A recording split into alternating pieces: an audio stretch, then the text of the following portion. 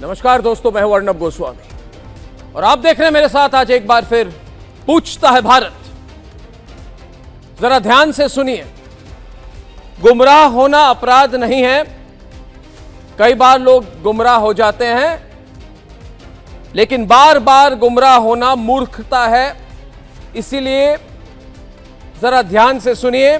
अगर इसको आप डिजिटल में देख रहे हैं, इस वीडियो को शेयर करिए। आज एक बात पूरी तरह से साफ हो गई है कि जंतर मंतर में जो मौजूद वहां पे जो मॉब है, 90 से 95% ये छात्र नहीं हैं, 95% स्टूडेंट नहीं हैं। आज कोई भी विश्वास नहीं करता कि ये जो बहुत ही एक हिंसक भीड़ है, जिनके हाथ में बियर बॉटल होता है, लंबी लंबी लाठियां होती हैं, ये हिंसक मॉब जो महिला पुलिसकर्मियों और आरएएफ कर्मियों पर हमला कर रही है, ये छात्र बिल्कुल नहीं हैं। ये गुंडे हैं और सीजेपी मानने को तैयार नहीं है कि ये छात्र नहीं बल्कि गुंडे, बदमाश और बहुत ही हिंसक दंगाई हैं। ये तस्वीरें झूठ नहीं बोल रही दोस्तों। ये सोनाक्षी सिन्हा, शबाना आजमी इन तस्वीरों पर एक भी कमेंट नहीं करेंगी। क्यों? क्योंकि ये मानना नहीं चाहती है कि जंतर मंतर में गुंडे घुस गए हैं। सीजेपी ये भी मानने को तैयार नहीं है कि जंतर मंतर पे टोटल कब्जा कर लिया है इन गुंडों ने, और उन्होंने प्रदर्शन के पीछे का जो उद्देश्य था, शायद था, मुझे नहीं पता, आई डोंट नो, जो भी था उसको बिल्कुल खत्म कर दिया है। जरा सुनिए। ऑर्डर मार चुका हूँ, सारे बाहर कंट्री के ही मार रहे हैं। सारे जितने भी बात करता हूँ कि कौन से कंट्री से हैं, कोई कहता है जर्मनी से है, कोई कहता है मैं दुबई से हूँ, कोई कहता है मैं सऊदी अरब से हूँ, कोई कहता है टीयर गैस भाई हमारी Delhi police, BJP, Indian army. Modi का भी गोली मार दो। इनको जो आप देख रहे हैं, क्या आपको छात्र लग रहे हैं? क्या आपको कोई भी एंगल से लग रहा है कि ये लोग जो हैं ये नीट देने वाले लोग हैं? बिल्कुल नहीं है। ये खुलकर अभी ऐसा दंगा करते हैं, शाम 7 बजे पता नहीं क्या पदार्थ का ये लोग प्रयोग करते हैं, यूज़ करते हैं। कोई तो पदार्थ होगा कि उसके बाद ये आउट ऑफ कंट्रोल रहते हैं सुबह के 2 बजे तक। ये रियलिटी है, इसलिए गुमराह मत होइए। और एक चीज़ है कि बहुत से अमेरिकन वहाँ पे पहुँच गए हैं, बहुत सारी बड़ी संख्या में विदेशी वहाँ पे अमेरिकन्स पहुँचकर पता नहीं अमेरिका से आए हैं और आकर कह रहे हैं कि भारत में सरकार बदलो। ये वहाँ पे बहुत दूर से अमेरिका से आए हैं इधर, और इन अमेरिकन्स को पूछता है भारत कौन फंडिंग कर रहा है, ये विदेशी नागरिक हिंसा को क्यों भड़का रहे हैं, और ये अमेरिकन्स ये भीड़ को क्यों उकसा रहे हैं, ये सवाल भी पूछता है भारत। मैंने ऑलरेडी बताया था 3 दिन पहले कि अमेरिका की जो खुफिया एजेंसी है CIA, इनको सीजेपी के हर हरकत के बारे में एडवांस नोटिस थी। इसीलिए अमेरिकन एम्बेसी ने एक एडवाइजरी में साफ तौर से 16 तारीख को लिख दिया था कि 5 दिन बाद, 1 हफ्ते बाद ये होने वाला है। और आज सारे अमेरिकन वहां पे देखिए वीडियो दोस्तों, ये सारे वीडियो ये जंतर मंतर से आ रहे हैं और ये बिल्कुल दिखा रहे हैं कि एक खतरनाक गुंडों के साथ कई अमेरिकन वहां पे जंतर मंतर पे पहुंच चुके हैं और ये सब वहां पे करवा रहे हैं। तीसरा सवाल मेरा ये है दोस्तों, तीसरा सवाल, ऐसा क्यों है कि जो फूड सप्लाई लोग कर रहे हैं वहां पे, जो डिलीवरी एजेंट है, वो ऑन रिकॉर्ड कह रहे हैं कि कोई ना कोई मिडिल ईस्ट से पैसा दे रहा है और कह रहे हैं कि ऑर्डर मिडिल ईस्ट से होती है, डिलीवरी जंतर मंतर पे होती है। हजारों के संख्या में ऑर्डर वहां पे किए जा रहे हैं और ये भी कह रहे हैं कि स्पेसिफिकली ये जो गुमनाम ऑर्डर होते हैं, ये बड़े बड़े ऑर्डर प्लेस किए गए हैं कतार से। सच्चाई तो ये है कि 11.5 लाख छात्र नीट पास कर चुके हैं और डॉक्टर बनने जा रहे हैं।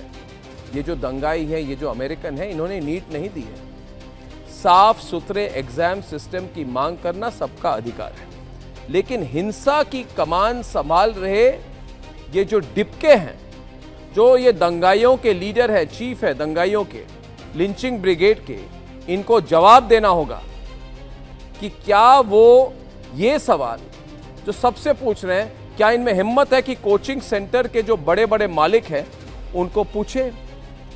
क्या वो फिजिक्स वाला को पूछेंगे कि फिजिक्स वाला जी, आपकी जो हजारों करोड़ों की संपत्ति है, आपको तो कोई नुकसान नहीं होगा अगर आप 1 साल के लिए फ्री कोचिंग दें? क्या अभिजीत दिपके ये सवाल पूछेंगे उन कोचिंग सेंटर वालों को? शायद वो फंडिंग कर रहे हैं, पता नहीं, जो आजकल पहुंचे हुए हैं वहां पे जंतर मंतर में, कि 1 साल के लिए अगर फ्री नहीं तो 50% रिडक्शन कर दे वो कोचिंग सेंटर की फीस की। ये सवाल दिपके को पूछना चाहिए, क्योंकि हमको सबको पता है कि कमाता कौन है स्टूडेंट्स के नाम पर। फिजिक्स वाला जी, अगर आप ये देख रहे हैं ये प्रोग्राम, तो मैं आपसे रिक्वेस्ट करता हूं कि 80% रिडक्शन कर दीजिए फीस 1 साल के लिए। करेंगे आप? थोड़ा पैसा कम बनेगा, वहां पे जाके आप भाषण दे रहे हैं फिजिक्स वाला। स्टॉक मार्केट की आपकी वैल्यूएशन क्या है, कितने हजारों करोड़ की संपत्ति है, थोड़ा तो फ्री दे दो, 50% रिडक्शन कर दो, बड़े बड़े भाषण दे रहे हो।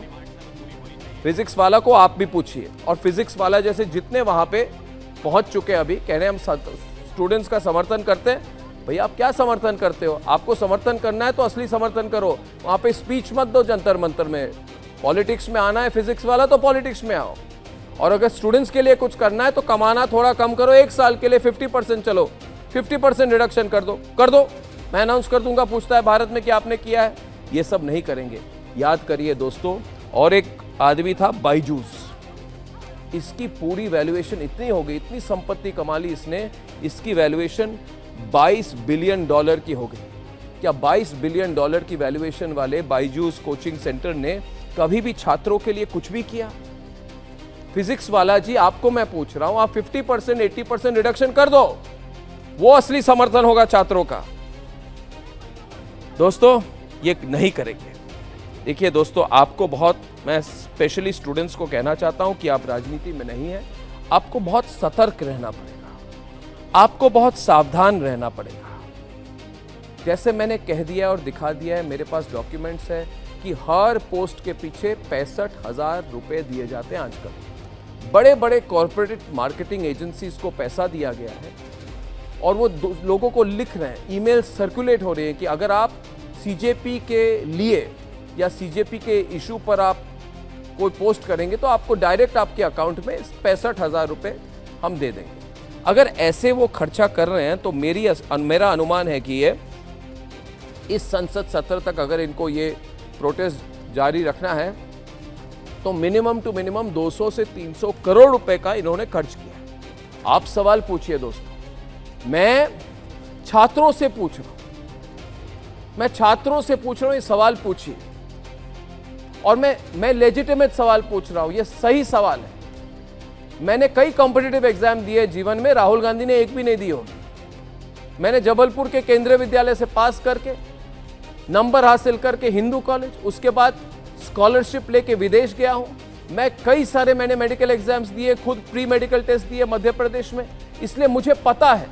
राहुल गांधी और प्रियंका वाड्रा ने आज तक कोई कॉम्पिटिटिव एग्जाम नहीं दी होगी अपने जीवन में। हम मध्यम वर्गीय परिवार से आते हैं, हमें पता है एग्जाम क्या होता है। तो आपको सवाल सरकार से जरूर कीजिए, मगर 3 और सवाल मैं चाहता हूं कि 3 और सवाल छात्र जो हैं ये डिपके से पूछें। और पहला सवाल यह है कि आज जंतर मंतर में 95% वहां पे दंगाई कैसे पहुंच गए, एक्चुअल स्टूडेंट्स कितने हैं, यह सवाल डिपके से पूछिए। कोई भी दंगाई वहां पे पहुंच जाएगा और डिपके कहेगा आ जाइए, हमसे जुड़ जाइए, उसका बैकग्राउंड चेक किया है डिपके। दूसरा सवाल, डिपके आपके पास इतना पैसा आया कहां से, इसको सिस्टम को आप एक्सप्लेन कीजिए। तीसरा सवाल है, कौन किसका इस्तेमाल कर रहा है, क्या डिपके दंगाइयों का इस्तेमाल कर रहा है, या दंगाई जो है या नेता जो है, नेता प्रतिपक्ष जो है, वो डिपके का इस्तेमाल कर रहे हैं। और तीसरा सबसे बड़ा सवाल, इतने विदेशी लोग वहां पे कैसे पहुंच गए, इतने अमेरिकन, इतने फॉरेनर, उनको आने किसने दिया, उनको लाया कौन, उनकी प्लेन की टिकट का पैसा कहां से आया, उनकी फंडिंग कौन कर रहा है। वो अमेरिकन हमारे देश में, हमारी धरती में, हमारे दिल्ली में खड़े होकर कह रहे हैं कि मोदी को निकालो, मोदी को निकालो। ये कैसी बेवकूफ़ी है दोस्तों।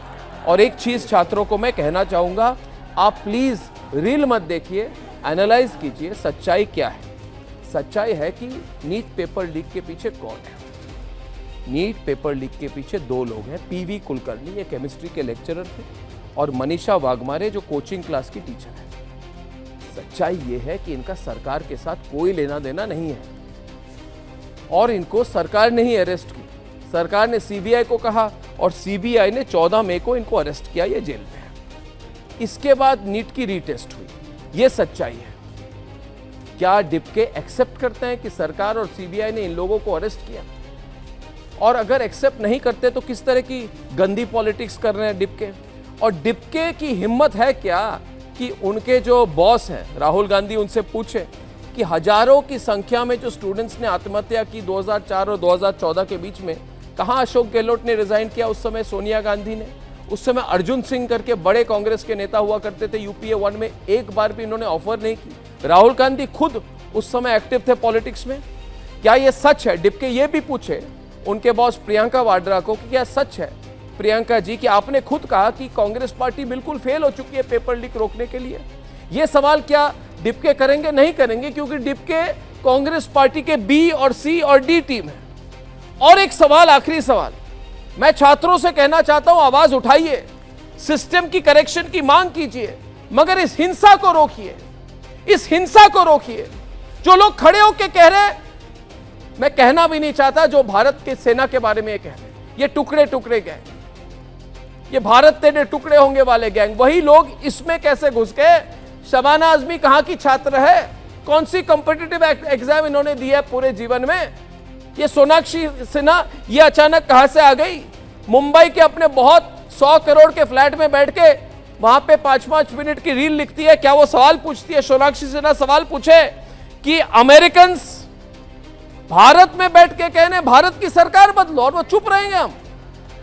आखिरी सवाल, और इसके बारे में गौर से सोचिए दोस्तों, कौन है वो नेता? कौन है वो नेता भारत का जो अमेरिका में जाके हाथ जोड़ के विनती करता था अमेरिकन से, हाथ जोड़ के कहता था कि जो पश्चिम के देश हैं वो भारत में इंटरफियर करें? कौन है वो मीर जाफर? कौन है वो नेता? ये सवाल पूछे। इसीलिए दोस्तों मैंने सच्चाई आपके सामने रख दी। छात्रों, आपको सावधान होना बहुत जरूरी है।